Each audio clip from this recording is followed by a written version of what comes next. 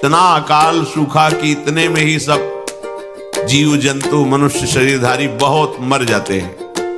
भयंकर सूखा, गर्म वायु, तपती हुई, बचना मुश्किल है।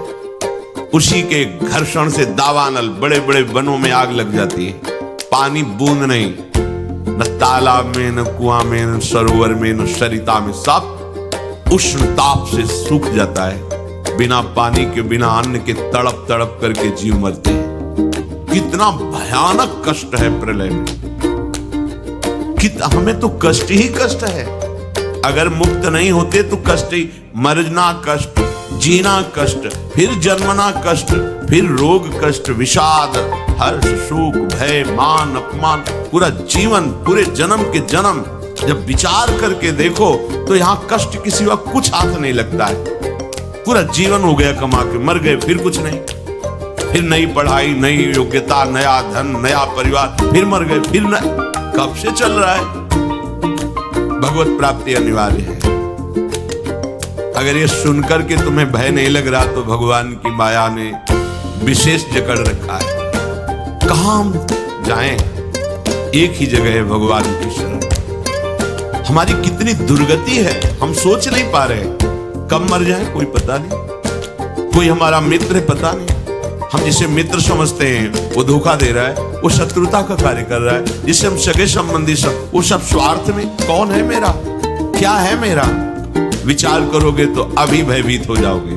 भयभीत होना मंगल है, क्योंकि जो शभीत आवा सरनाई, रखियो ताहि प्राण की नाई। यदि भयभीत होकर भगवान की शरण में चले जाओ तो भगवान जैसे अपने प्राण बहुत दुलारे होते हैं, ऐसे शरणागत का दुलार श्री भगवान करते हैं। एकमात्र हमारे बचने का उपाय भगवान के वचन से समझ लीजिए। कह रहे मामेव ए प्रपद्यन्ते माया में ताम तरन्ते।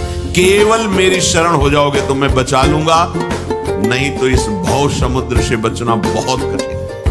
बड़ा दुखदाई है, अभी समझ में नहीं आ रहा, बड़ा दुखदाई है। कार में बैठे बैठे मुस्कुराते हुए पूरा परिवार जा रहा है, अंदर से पता नहीं क्या हुआ, कार में आग लग गई, सब भून गए पूरा परिवार। प्रतिपल भय, प्रतिपल दुख, प्रतिपल अशांति, मृत्यु हमारे सिर पर सवार रहेगी जब तक भगवान नहीं मिल जाते। यही अवसर है मनुष्य जन्म में आप भगवान को प्राप्त कर सकते हो। इस छोटी सी आयु में, छोटे समय में, बिना प्रयत्न के भगवान की प्राप्ति आपको हो जाएगी यदि शरणागत हो जाओ, हृदय से शरणागत हो जाओ। अभी कलियुग का परिसमाप्ति हो चुका है।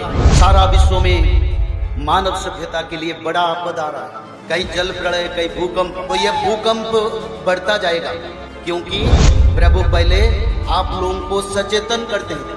देश मानवों में भक्ति भाव समर्पण का जागृत हो जाए और मानव लोग ये भी समझ जाएं कि कलियुग अब नहीं रहने वाला है, अब सत्य युग आने वाला है। तो हमको क्या करना है, कैसे हम सत्ययुग का मानव बनेंगे? तो सत्ययुग का मानव बनने के लिए रोज त्रिकाल संध्या, श्रीमद् भागवत महापुराण पठन, 16 नाम 10 अवतार, दुर्गा माधव स्तुति, माधव नाम भजन, जो मनुष्य लोग इसको करेंगे वही लोग सत्ययुग के मानव। और सत्ययुग के मानव बनने के लिए हमको ये करना जरूरी है